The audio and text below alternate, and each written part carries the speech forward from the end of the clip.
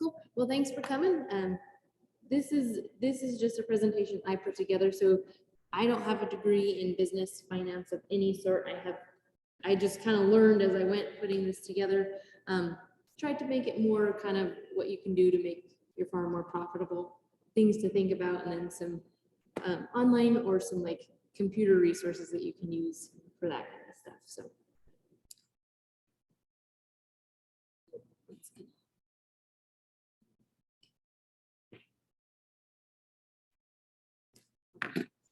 all right. Y'all love your farms. That's why you do it, because you love to be outside farming, planting, growing, getting your hands dirty, working with your tractors, all of that good stuff. At the end of the day, though, you want to be in the green, right? You don't want to be in the negatives of your business, and so you do have to think about your farm as a business. Unfortunately, it'd be great if we could just go out there and farm and willy-nilly try all sorts of fun, cool stuff and just do whatever, but that sometimes isn't quite profitable. And you are trying to run a business, you're trying to support a family or do whatever it is you're trying to do. So you need to make a little money, which means you have to run your farm like a business.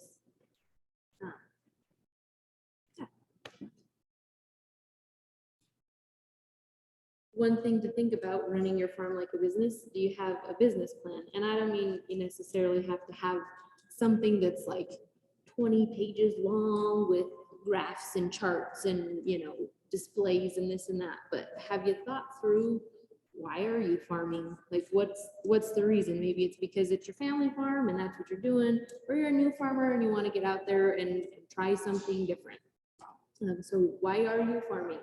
And then who's your clientele? What's your audience? Are you trying to reach the general public? Are you going more for wholesale? Maybe you want to reach grocery stores and do that, because that might be, you don't have to deal with as many people that way. I don't know, whatever you're thinking about. What commodities are you going to sell? Are you selling, or are you growing commodity crops, specifically feed, corn, sorghum? Are you doing that? Or are you doing what we see a lot of times on the Mesa and the Vineland, the specialty crops? You're growing chili peppers, or you're growing tomatoes, cucumbers. So think about those kinds of things for your plan. And then, a couple other things. What is successful to you?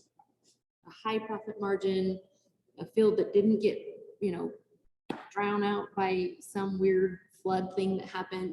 What is success to you? What is that going to be for you? And then I thought this is kind of an interesting one. Are you unique? Because a lot of times a business, a lot of the farmers out there, everybody's growing chili. Everybody. That doesn't, it's Pueblo chili, so that's unique, but everybody's growing Pueblo chili. Do you maybe also grow, I think Mike Bartolo had come out with that new one, that primrose. You also grow primrose, right? So do you branch out a little? Do you grow heirloom tomatoes, maybe, instead of just your regular open pollinated hybrids? I think that's more critical than a lot of others, to be honest with you. What? The uniqueness. Yeah, absolutely. You have to find a niche that needs filling. Absolutely. Yeah. What is your niche? What makes you set apart from everybody else? Because that's definitely going to draw people, whether it's your everyday retail customer. Well, they really like uniqueness, or your grocery stores, whatever that's going to draw them to you. And then you have the different business types, and this is what do you set your business up as? Is it the limited liability corporation? Is it a partnership? Do you own it privately? I think I have a sheet here, and you guys can, obviously you have your own farms running a specific way. That was more for me as a cheat sheet, just to figure out, what do each of these things do? If it's a private ownership, right, you don't really have, you're not beholden to anybody. It's your own thing. It's your own business. You don't really have a government fee situation, or you're not tacked on with extra things like that. If you're doing a limited liability corporation or partnership, that means you have extra people with you. And what is that going to mean for them? How are you going to split the money up amongst yourselves? So all good things to think about. My personal family farm, my sisters and I joined into our farming partnership. So it's my dad, his brother, and my 3 sisters. And so now we basically share the responsibility amongst the 5 of us for financial, for work, for everything, everything that goes into that. So, any questions on that? The paper can probably explain the difference between them better than I can, but we can discuss it further if you like. And then I thought this was kind of an interesting or intriguing aspect of a business. A lot of our businesses, a lot of our farms are kind of, for lack of better terms, are grandfathered in, right? Everybody knows LaPresti Farms. Everybody knows the name Rustler. Everybody, you know, so having that kind of backing, that long history of knowing that name or hearing that name certainly will help your business as well. Somebody who's brand new, I don't know, new farm. Well, I guess there's a new farm out in Avondale. You guys might know, they're NOLA Farms. So they just moved in. It's the guys that bought. Hobbs Old Farm. Yeah, they bought Dan Hobbs Old Farm, right? So they're new to the area. They haven't been here before. And I think, you know, they obviously want to make it, they want to make it work. But what are they gonna do? They don't have that grandfathered in name. They don't have, nobody just goes around and saying, oh yeah, DeSantis, oh yeah, you know, no, they don't have that yet, right? So that's something that's good for your businesses. It's tradition, it's history, it helps your business thrive in that way. I don't know if either of you are your farms century farms? Not quite yet. Yeah. So I think that for being a century farm, that again, that kind of gives you that extra little out or whatever, you know, you've been here for forever. I want to say Koch Farms. Is that how you say it? Yeah. Out like off of 27th and Nicholson, out over there. There's a few of them that are, I think there's a Johnson farm out there. Johnson's, Cooper's. Yeah, so there's a couple of them. You do have to meet a couple criteria. It's like a certain amount of acreage and then of course the 100 years. So, or a certain amount of profit. So there's that profit thing, right? You want to put your farm under a century farm. It's got to be a working farm. So they're going to expect you to make a certain amount of profit or something like that. And that's just, if you were to do that, that would just be another thing. You're like, oh, hey, you know my name. We've been here for forever. Those kinds of things add to your credibility as a farm, which credibility leads eventually to higher profits. Just because people know it, they trust it. That's how people are going to run. So, I feel like I have a slide about record keeping in every presentation I've done. So must be an important thing, but it is a really important thing, especially in your financial portion of your business, financial portion of your farm. You want to be able to keep track of all of the things that you do, and everything you do has something to do with money. So you purchase something, or you pay the mechanic to come fix your tractor. That would be me in my case. So then you have a receipt or an invoice, something you have to, either they come in paper form or electronic form. Somehow you have to keep that record. Somehow you have to keep it. So you can use it or put it for your tax returns or records. Employment records. You have, I'm sure you have, TJ, you guys have a smaller list of employees, but Rustlers might have a larger list of employees. And so how many employees are you going to employ each year? How much do they get paid each year? Do you want them to come? You might make a note, this one was a really bad one. Don't hire them again next year. You might want to make notes about that for that.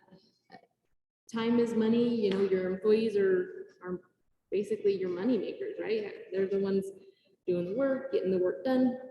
You want to make sure you have somebody who's not going to cost you money because they didn't harvest right or they didn't do something correctly. Production trends is another thing to kind of keep track of or keep at least a record of. How did, over the course of maybe 5-7 years, how'd your bean crop do?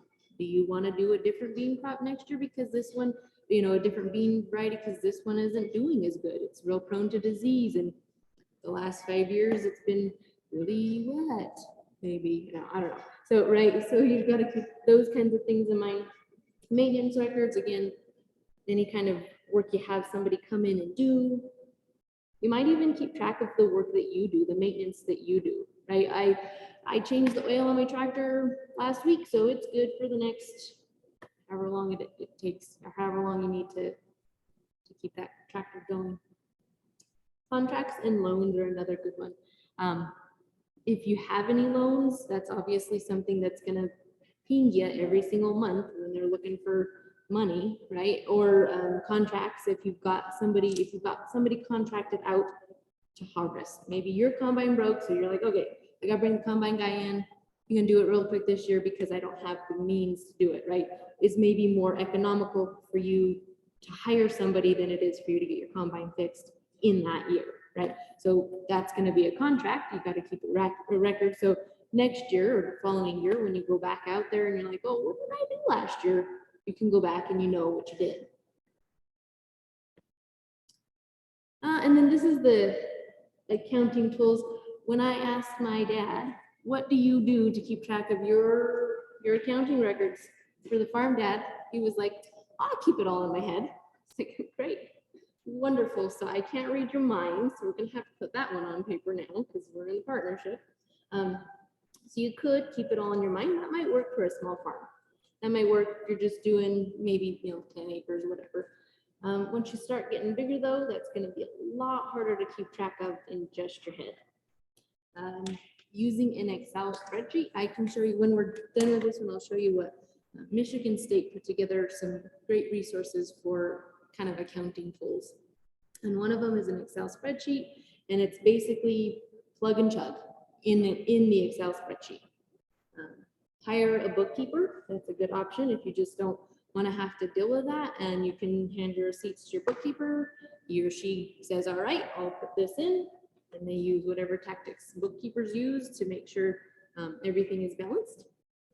Or consulting a professional accountant, right? That's kind of the same thing as hiring a bookkeeper, but some bookkeepers are just, your aunt who's like, I'll help you with that, right? But I think Aldrich is a common professional accountant company for farming specifically. You could do it yourself. You could use a computer or a software program and do it yourself. So lots of different ones. QuickBooks is common. It's not farming specific, but it does have the ability to do what you need for your farming stuff, especially if it's not, enormous and wild, crazy things that you're doing. FarmBiz was I think this is just a little kind of snippet from what FarmBiz has. And basically, with that one, you can input all of your data. And I think that one is like also a plug and chug situation. You put it in one time and it goes to all the necessary aspects. So if you have a receipt or an invoice, you say, okay, I paid this much, it comes out of your checking and it shows on a different record. And so all of these things are kind of tied into one. So that's a good deal. Same with farm books. The PC Mars farm accounting software, that was also from the Michigan State folks who had put kind of something together to be something more farming specific. Easy Farm is another one. The thing with these is you kind of have to play around with them. You kind of have to take the time, unfortunately, and see what aspects they give you and what things they do. And they also come with a fee, right? You're also not gonna, you're gonna pay, I think it was a range of around $200 to $600 is what you're gonna pay to use one of these software programs, depending on how much extra you need it. So there's some that offer like tech support and some that offer cloud service, right? You could just type it in and it goes to the cloud. So you kind of have to think about how much do I want to spend on an accounting program. And then of course you have to play with it. What does it do for me? How does it help me? One thing I always like to note, because technology is great until it stops working. If you are using a software program that is not backed up by a cloud or not backed up by the internet in some way, make sure you have another form of backing it up, either paper records or a separate external hard drive or a jump drive, anything or something else that, so that if or when something bad were to happen, you still have your records. That would be disastrous if you lost everything that you had just put in, right? So one thing you definitely want to keep an extra copy of something, of all of your records. Questions on accounting tools? Cool. Risk management. So another thing to think about when you're, when you're running your farm business, what are the risks? I mean, I feel like farming is just a gamble in general. Like you take a shot at it every time you step out onto your field. But what are marketing risks? Those are going to be more like fluctuations in prices. So obviously you all know, I think the first time I ever met you, Brian, you were watching that market fluctuate and kind of seeing what prices were doing. Prices are kind of getting crazy right now. Right now things are a little wacky. So risk might be a little higher at the moment. Financial risk, that's going to be, so if you don't have sufficient funds, or you run into debt, or you kind of fall short on a few things, that could happen in a year. If you don't make the yield, you don't make the money, you end up with a little bit of financial risk. Legal risk, that's going to be more things like your regulations, right? CDA comes down to do their inspection or whatever, and maybe you don't have things quite up to par, and so in my opinion, that risk might be not quite as risky, right? Because you can often talk to those guys and figure it out and make things work before they, tack you with a fine or something like that. So that's probably less of a risk, but something still to think about if you have all those going. Production risk. This is completely out of your hands. Who knows what the weather's going to do? You might have a great crop and the water stops or something happens and you lose it all because it got too dry. That's production risk. It's your everyday thought, right? This is what's my crop going to be like at the end of the season? Am I going to make a profit off of that? Human risk is going to be more things like the people, right? That you either yourself or the people you employ. Are the people I employ good? Do they do the job properly? Do they help me, or do they hinder the process? Do they get hurt all the time? Are they like accidents, like taking them to the ER twice a week, right? And then general risk is just kind of encompasses everything. What's your farm like? What's your other parts of your your life, your non-farm parts of your life? Does that involve some sort of risk for your farm as well? There's risks. Always, you wake up every day and it's a risk, I tell you. So we just chatted a little bit about the market. So like we said, the market is a little crazy right now, or a lot crazy right now. Inflation is not helping things. I think this report is from USDA, just talking about like grocery store vegetable prices, and they are ending up higher than they were last year at this time. And so there, you've also got really high input costs. I mean, I think I've heard everybody say, fertilizer, if you can find it, is sky high right now, and there's no end in sight at the moment. Fuel prices are enormously huge right now. How do you run your tractor constantly having to fuel it up and make a profit because it's eating into that profit margin? There's some low market values on commodity crops at the moment. So is that what you're seeing as well? Kind of things dipping. So commodity crop like your corn, sorghum. Not right now. Okay. Everything's fine. And then too, for the market, how do you advertise? How do you advertise in a crazy market? My crop is better than their crop, but we have exorbitantly high prices, the both of us. You know what I'm saying? So how do you advertise in a crazy market? How do you still make your business credible, trustworthy, and what people want to buy? I don't have the answer to that. I wish I did. A lot of times it's gonna be based on previous knowledge, like what in the past has worked for you? What in the past has your consumer liked? You can put those things forward again. We're still, we're still doing these good things, or we're still working on this stuff. And so that always helps a little bit too. Prices. So this is literally where your profit margin lies. What are your input costs, and what do you set your output at, right? What are you going to make? How are you going to make the money? So what do you sell your goods for? How do you determine that? And then is there some sort of inflation effect, possibly?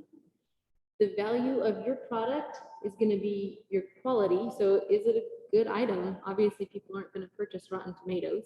People aren't going to purchase beans with a bunch of bug holes in them. What's your service like? Do you provide good customer service, whether you're working directly with a retailer or you're working with wholesale? It doesn't matter. That's your customer, and fortunately they get the service, right? They get what's good. And then that price, what is your input cost? How much does it take? How much money does it take to grow an acre of beans, to grow an acre of chili? That's including fertilizer, water, time, labor, all of those things. How much does it cost to do that? One pepper, right? How much is it going to do that? And then that'll set your price, basically. And a lot of times from what I was reading, there's kind of a fight between what the customer wants and what it takes for you guys to grow that product. Obviously you want to make the profit on it. I wish it was that easy. I know, right? Right. No, it's not that easy. No, it's not that easy. But the customer always also wants it at a low price. They want a real good deal. They want almost free for most commodity crops, or for really anything.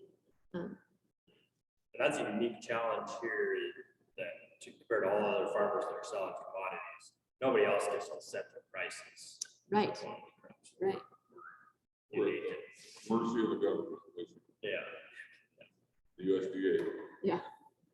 but the fact that you have some vegetables, produce, stuff like that here, Right. you actually do get the chance to set prices. Right. It's hard. Those really big players is where hard for, when you're talking about 20,000 and 30,000 acres compared to, I don't know, how much are you guys on? Few thousand, right? That's a difference. It's a percentage difference, huge difference there. How do you compete with that price? You have to find ways to add value to your crop. Absolutely. Even as simple as commodities, having storage, because around here, the Arkansas Valley is a net negative corn valley on a typical year. So if you can store it and deliver it now and in the summer, you're going to add money to it. Yeah. Yeah, that's a good point. That usually you figure you can't, the commodity price is commodity price, people, the way to add value is to market. Absolutely. And not marketing, a marketing plan is essential with any of this. You can't try to always hit the top of the market. It doesn't work. You got to try to sell into an up market. When you can, yeah. Obviously, you're gonna try not to be below the mark as much as you can, and you still want to make the profit. But as it's going up, and if it gets above your break even, you got to start selling some. Yep, absolutely. You can't be greedy or it'll bite you every time. That's why farms fail. But not you guys. All right. Again, repetitive here. Input costs are very high. For your fertilizer, for your pesticide, water, a pretty penny to pay for. Anytime equipment repairs, you have to have somebody else come and do. That could be fairly high depending on the type of equipment. If it's a special piece of equipment that, you got to fly somebody in from Nebraska or whatever it is, I don't know. My family's equipment is so old that it's just not. Any kind of employment, again, with the labor laws, eventually that could get expensive. And of course, energy and fuel is pretty high too. Questions on anything so far? Awesome. And then how do you pay yourself? You know, how do you employ your employees? Obviously, they have to have some sort of income as well, benefits if you provide that for them. But how do you pay yourself? How do you take it from your farm accounts? Do you have a separate account that's, you know, some profit goes into that, and that's where you draw your funds from? Do you pay yourself as a salary person or as an hourly person, or just kind of a lump sum to get you through the month? What is it that you do? You're gonna have other non-farm expenses, right? Even a single person is gonna have other non-farm expenses, but that goes up, I suppose, when you've got a family to take care of. Kids want to play basketball, you gotta do that. They want to go on a road trip with the crew, whatever it is, you know, so you end up with other things that you have to pay for. They're not farm inputs, but you have to take care of them still. So farm, if you're going to go from that, your farm still needs to be able to be profitable for the farm, but allow you to still live your life, basically. Financial audits and legalities. Make sure that your licensing is in check. This is another good thing to keep records of, or put on your QuickBooks or your farm biz software. Make sure you have all your licensing up and ready to go. Your taxes are correct and in the correct form. Sometimes if you're going, sometimes some farms like to use, not you guys obviously, I'm not saying that, just some farms like to use cash only, so they can evade some of these other things, and that, you know, it works for a while. But if it were to be caught up with, it could be, you know, hard to make that work profitability wise, and they might lose something. Make sure your contracts are solid, that you read through your contract and there's nothing in there, you know, a little blurb in there that gives the contractee the upper hand if something were to go wrong. You want to make sure you're reading through your contracts, understanding what they're saying, even if it means you have to get like a legal person to say, hey, what does that mean? You know, why does this seem odd? Or, you know, something just to make sure that you've got yourself covered. You're not going to end up in the hole if something were to go bad. And then leasing and renting. You guys don't. Do you guys lease any land or rent any? Okay. So yeah, so there's that too. You know, the person who you're renting from is going to want payment monthly or yearly, however you have your contract set up. I don't know. Do you guys? You guys know? Yeah. We do. Okay, you also do some. Okay, cool. So that's one of those things again that you have to think about. Making that's part of the business portion of your plan is making sure those contracts are good. The guy who you're renting or leasing from doesn't like pull out from underneath you real quick because he wants to go with somebody else who's going to maybe pay him more, right? So make sure you're on top of those kinds of things. Some folks have to have another job outside of their farm, and that could be good. I add a little extra income, especially for those non-farm inputs. Might help you with some insurance benefits. If you're a self-employed farmer, you're obviously not going to get, you know, retirement from yourself, right? So that extra farm or that extra job might help that. Not so great things means you're away from your farm. You're not on your farm working the land, doing checking the things every day like you need to be, because you have to be at your 40-hour day or 40-hour a week job. That means you have extra responsibilities. So when you get off at 5 o'clock and the sun's going down, you still have to get on the tractor and go plow while the sun is still up for a few minutes, you know. So it just kind of could be good, could be a hindrance. But if it's something you've worked into your business plan, into your farm plan, then sometimes it works. That's why you get married. Why? There you go. That works out. It sounds great for a while, then you're gonna have kids, and that doesn't work out. Then you'll be, transporting kids to and from soccer Yeah. games. Absolutely. That's funny. Though there are places you can go to get some financial help, right? And a lot of times, farmers like to be independent, and that's great. And I love that about farmers. But sometimes we do need a little bit of assistance, and especially assistance that's geared toward farming, right? USDA-FSA loans, the USDA office here in Pueblo, I think you guys work with them a lot. And I think that they can provide a lot of good services with you and for the things that you need. Is that they have like the pipeline stuff that you've been talking about, and they have some conservation incentives. So all sorts of different things, other ways to get money that are probably more paperworky than you like, are doing, doing grants or applying for grants. Obviously, the beginning farmer grants would be for beginning farmers, but beginning farmers are anybody who's been farming from 1 to 10 years. So if you fall somewhere in that category, you still count.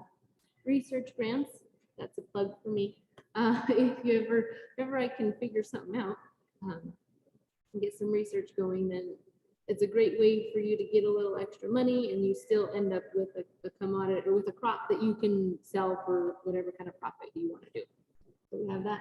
And then there's also improved marketability grants. This past year, they had a lot of COVID funds that they kind of transformed and turned into added value grants and marketability things. So if you wanted to build your brand, basically they gave you, obviously you had to apply for it, but they gave you grant money to say, okay, I'm going to do these things and put my name out there more, get my name out there and improve my market. So there's other things. I mean, there's funding out there. A lot of times you have to go and search for it, and that takes time. That takes time away from you being on the farm. So it's difficult, but if you have somebody who can help you with that, like a wife or a friend or a neighbor or whatever, who's willing to kind of do a little bit of legwork on the computer and find some of that funding, it could be beneficial. It could be helpful if you need it. And then the next thought for your business plan is you guys are obviously you're in this for the next 50 years. Like, you guys can't go anywhere. But what's going to happen to your farm when you are 150 years old and you're like, I guess I shouldn't farm anymore? Who do you pass it on to? So Jeff Trinnell is the local area economist. He's with CSU Extension, but he has a lot of good information about succession planning and how to make that work. How do you, from talks that I've heard him say, he said, my family has done this, and I just was like cringing sitting in the seat because I knew this is what my family does. They are closed mouth about everything. They don't say anything to anybody. It's like hush, hush, quiet. You just keep your mouth shut about everything. And I'm like, well, I don't know. So when my sisters and I joined the partnership, we kind of had to push down some doors to actually make that happen, because we wanted in on the farm, not for the possibility of it, but to carry on that family tradition. My family has had that property for, since like the 1910s. So, it's been in the family for a while. I don't want it to go away, really, but. It's pretty hard to talk about what happens when you die or what happens when parents die. Yeah, that's extraordinarily hard to talk about. Yeah, not a topic I want to talk about. I don't want to think about that happening. But I want to make sure that, even when I am, 90 years old and I'm not farming anymore, what do I do with it? What do I do with the farm? So. It's not very simple as it sounds. We had a neighbor, him and his wife both passed away last year. Yeah. He had told the kids that, it's fine, don't worry about it. They took care of it. Yeah. Come to find out, not even close. Yeah. It's turning into a mess. Oh no. That's kind of what happened. So on my other side, on my mom's side of the family, that side of the family had a bunch of they had a goat ranch and a cattle ranch and a bunch of stuff down in Trinidad.